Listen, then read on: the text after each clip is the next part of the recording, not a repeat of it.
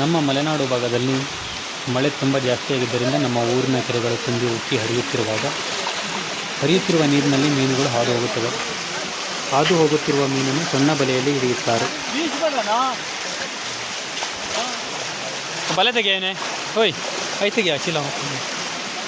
ಆ ಬಲೆಯಲ್ಲಿ ಬಿದ್ದ ಮೀನನ್ನು ಒಂದು ಚೀಲದಲ್ಲಿ ತುಂಬುತ್ತಾರೆ.